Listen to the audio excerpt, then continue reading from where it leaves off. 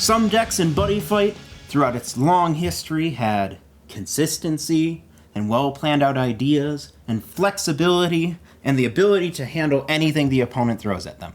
This is not one of those decks.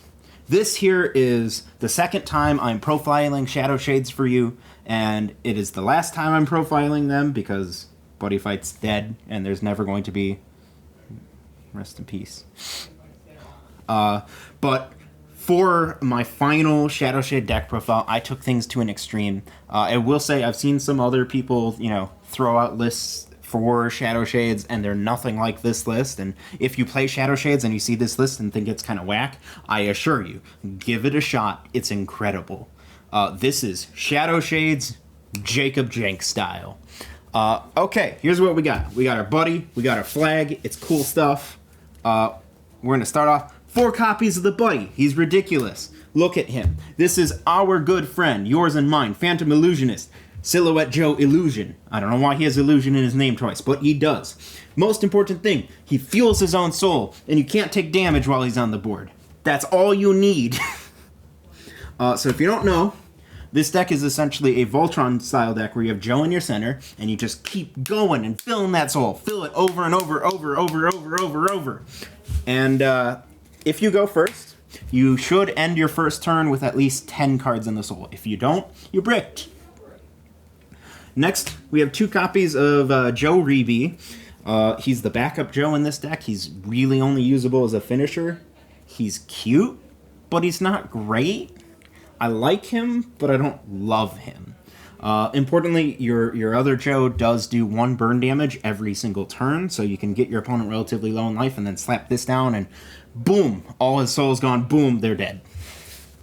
Next we have the MVP of the entire deck, Silhouette Olivar. Olivar's incredible. He gives a nice stat boost when he's in the soul, which you'll probably have 3 or 4 of him in the soul, because, again, he's the MVP of the deck. You want as many Olivars in the soul as possible, so your Joe can actually hit decent numbers. And that's fine, but the most important thing is you get to Dragon Emperor Legend every time he leaves the soul, which happens a lot.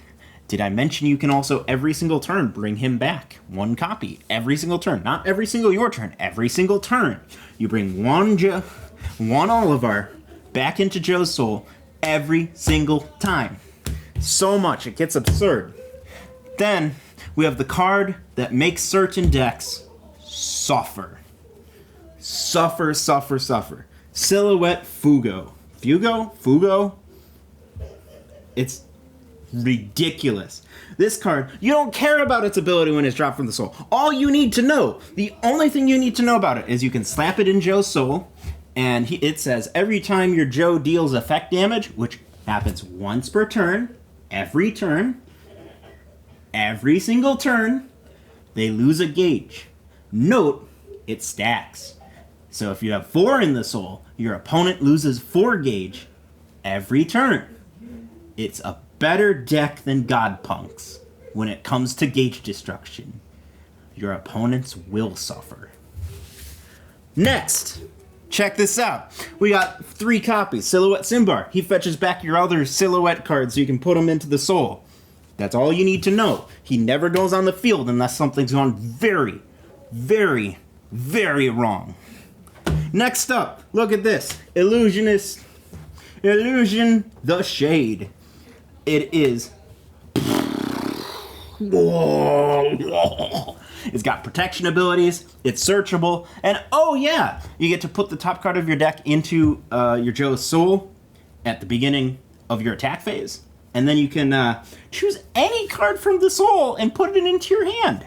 Did I mention you can have up to 4 of this on the field at once? So once you have multiple copies of this on the board, Joe's soul, which will be 10, 15 plus cards, becomes the second hand, and that gets really, really scary. Particularly because of some of the spells you're running later, and Lost World, which you'll see towards the end of this. If they end up in the drop zone for any reason, congrats, they're now in your hand. That card's a 4 of, and if I could run 5, I would. Next, we have 4 copies of Nice One. You might be saying, Jacob, 4 copies of Nice One, isn't that a little excessive?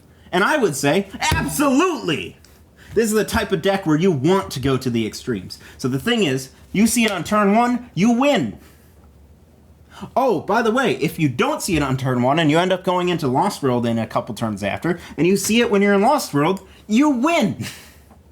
This card is ridiculous in the deck, which is why you run 4, even though, generally, once per turn cards hurt. But it's so vital for the engine, you're okay with it at 4. Especially since you've got other cards that can help you filter it out if you have extras. It's fine. Next up, oh boy, we have a Searcher. This is my favorite card in the deck because it made the deck so much better. I remember playing the deck at regionals when you'd just not see your Joe and you'd cry. Now you don't have to worry about that because you have a card that not only searches out, oh, I don't know, your Joe, but at the same time, it also, oh, look what it runs. Congrats, you have 8 copies of your broken set spell now. Wonderful. Also, you can, if you already have your Joe on board, you can now search out the Rebe Joe, so you actually have your finisher. It's cute. Next we have the Shade. Most important thing, honestly, about this. Sure, it draws you a card, which is amazing. Sure, it also puts itself into the soul, which is cute.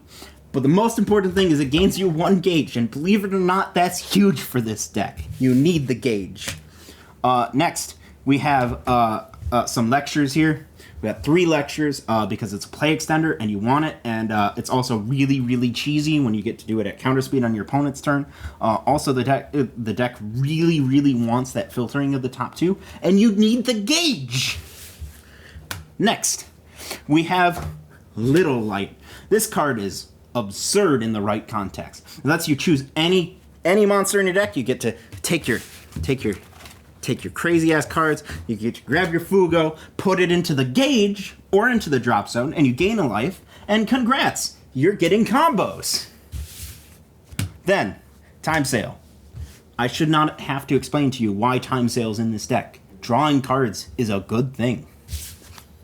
Next, we have 1 copy of Infector. It lets you choose your thing on board, and it can't be destroyed by effect this turn. And we have 1 copy of Grace of the Sun Deity, which in this case will do the exact same thing. The important thing is that your primary Joe does not actually protect himself from card destruction, which kind of feels bad, but he does protect himself from being... he protects himself, not really, but he protects you from being dealt damage, so penetrate and stuff you don't have to worry about. But you need that ability to stop yourself from getting nuked, because Joe's a bit of a glass cannon when it comes to card destruction. So you run this, and you run 1 of each, even though technically this is better because you want the spell count. Next, we have, hey look, this card's ridiculous in Magic World because it's literally pay 1 life, draw 1 card. It's an Upstart Goblin in Buddyfight. You should run it at 1 copy in every single Magic World deck. I'm not kidding. Hey, look at this. More draw power. It's a graceful charity. Yeah, you want it. If you have not drawn 6, 7 cards on your first turn, you're doing something wrong. We have 1 copy of Holy Magic. You're going, this deck seems like it might want 2 Holy Magics. No, it doesn't, because you're going to be going into Lost World 8 games out of 10, and once you're in Lost World, Holy Magic is a dead card. You run it at 1, it's your backup win condition. That's right.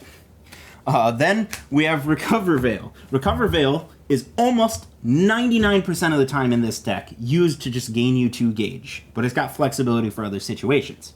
The deck does sometimes run into gauge issues, and some people out there will say, hey, you should probably run an extra gauge gaining card or 2. We call those people pussies. Okay? Next, Abracadabra at 1. You draw enough cards, you'll see it quite often. You can throw extra copies in your sideboard if you're still playing with sideboards. You know, competitive Buddyfight's dead, but hey, maybe you and your friend group use them. We've got 1 copy of some Bird Magic. Bird Magic is ridiculous because you've got crazy Lost World monsters that you get to restand. Then we have 2 copies of Lost World. It's your finisher, your primary way to defeat your opponents. Then we have the Lost World deck. I'm not going to go through everything in my Lost World deck, because 1, my Lost World deck is hideously out of date. 2, it doesn't really matter. The only cards that matter are cards that either control the board or hit really hard and don't cost gauge. So what you want are these 3 cards right here. As long as you have multiple copies of these 3 cards right here, you got the Skull, he's 5 crit, can't be rested. That's all you need to know about him. You've got this, awesome control item can attack through your big-ass Joe in the center. And you have a free spell null. As long as you have those, you're doing okay. Rest of it doesn't really matter. Go play this deck. Take it on a spin in area or build it yourself. It is so incredibly fun. You will have a blast with it, and if things go right for you, which most games they will, your opponent will never want to play Buddy Fight again. Well, that's all right for you guys today. If you want to buy some cards from our TCG player store, please do so. We could use the help. And also check out our Patreon. Join our Discord where you can ask me what's gone wrong in my brain. And check out our Instagram where we post things all the time when I don't forget. And I'll see you guys next time.